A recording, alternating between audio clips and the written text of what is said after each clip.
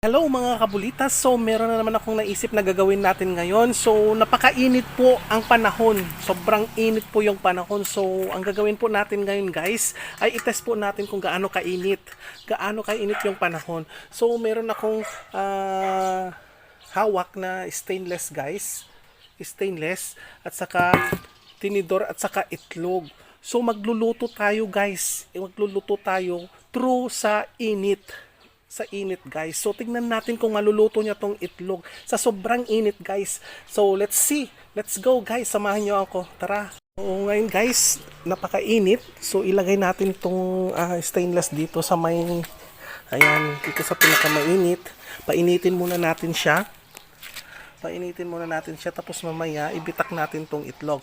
Of course guys, ilagyan po natin ng konting mantika para tingnan natin kung maluluto niya. Sige.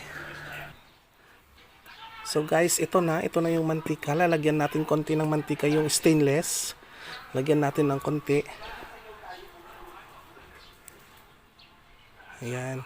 So may mantika na guys. Tapos hintayin lang natin na medyo uminit kung kaya pong painitin po ng araw. So ayun guys, so painitin muna natin yung mantika at painitin muna natin yung stainless gamit po ang araw guys. So mamaya guys, tignan natin kung pwede nang bitakin yung itlog doon sa stainless guys na may mantika. Tignan natin mamaya guys kung kaya niyang lutuin.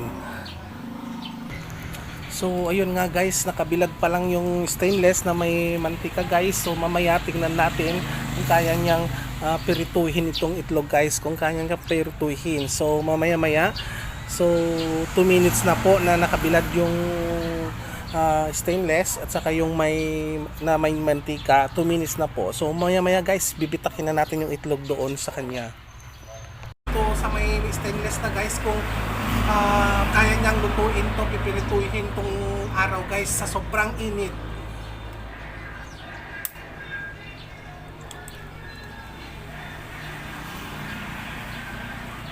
So ayan guys, napisa na po yung itlog.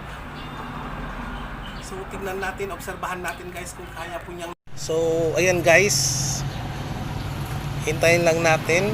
Ayun nga siya, namumuo na po siya guys. So sana maging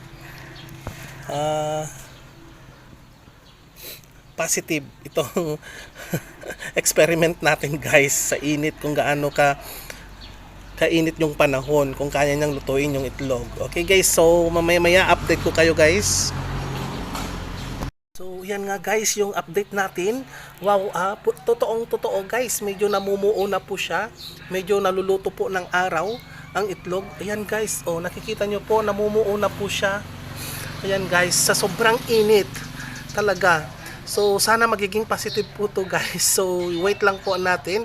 So 2 minutes na po yung nakalipas guys. So hintayin lang po natin saglit.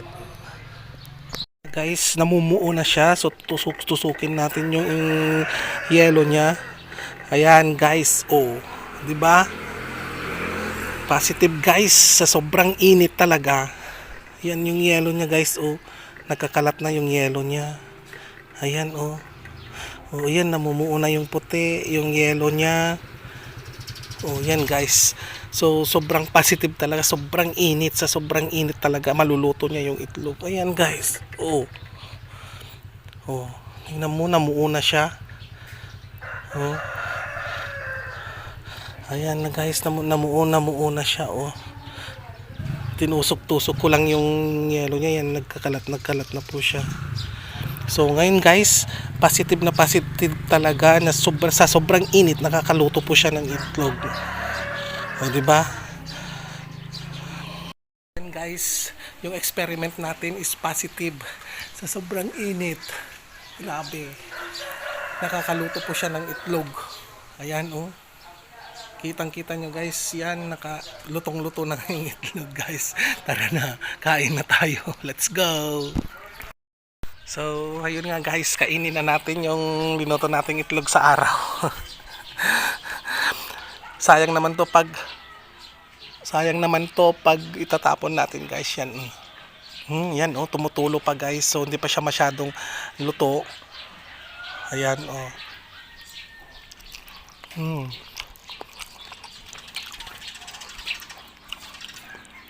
Tumutulo pa guys. Oh, hindi pa siya masyadong luto.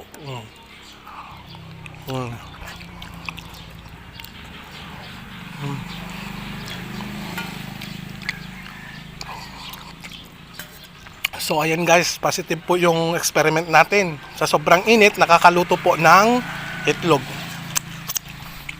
Bye-bye!